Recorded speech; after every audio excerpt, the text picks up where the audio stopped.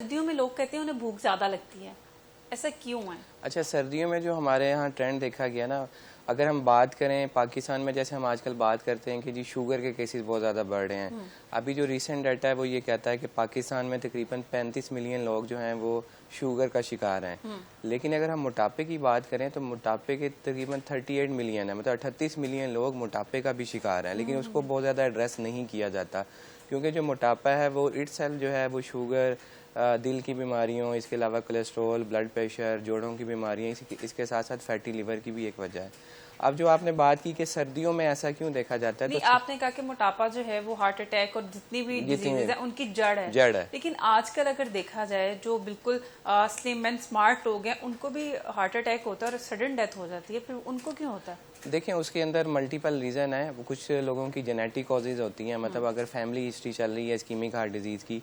कुछ लोग ऐसे हैं, जैसे अभी आपने बात की कि यंग लोगों के अंदर बहुत ज़्यादा हार्ट अटैक हो रहा है, तो उसके अंदर हमारा जो डाइटरी लाइफस्टाइल है वो, मतलब लोग बेशक थिन और जो स्मार्ट नज़र आते हैं, लेकिन उनकी जो इंटरनल हेल्थ है वो अच्छी नहीं होती।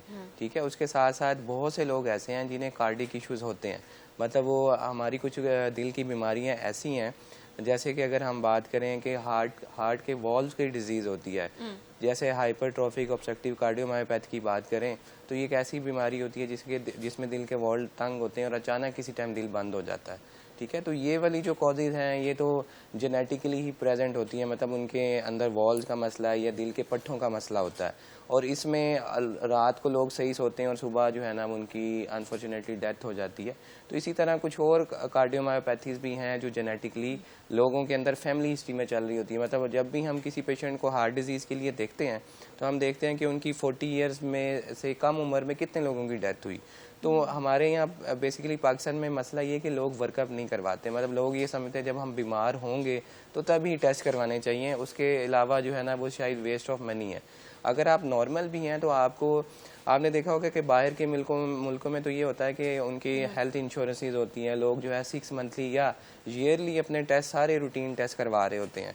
और हमारे यहाँ ये ट्रेंड समझा, लोग ये समझते हैं कि अगर हम कोई टेस्ट करवाएंगे तो कोई बीमारी निकल आएगी, और अगर बीमारी नहीं निकलेगी तो हम ये भी कहते हैं कि यार ऐसे पैसे ज़ाया हो गए, करवा लिया हमने। जी, तो हमें इस कॉन्सेप्ट को बेसिकली ख़त्म करना है। मैं तो ये बिलीव करता हूँ और मैं मरीज़ों को भी ये कहता हूँ कि किसी बीमारी का वक्त से अगर उसकी तशखीस हो जाए तो ये भी एक नेमत है।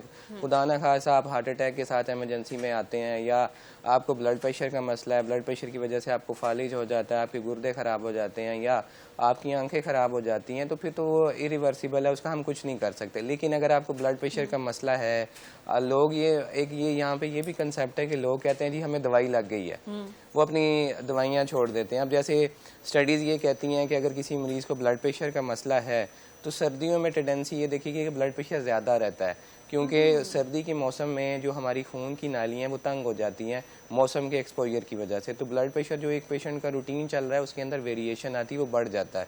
तो सर्दियों में जो हमारे पास हार्ट अटैक के केसेस हैं या एमरजेंसी में नाक से खून आने के केसेस हैं ब्लड प्रेशर की वजह से, या फालिज के केसेस हैं, वो बढ़ जाते हैं।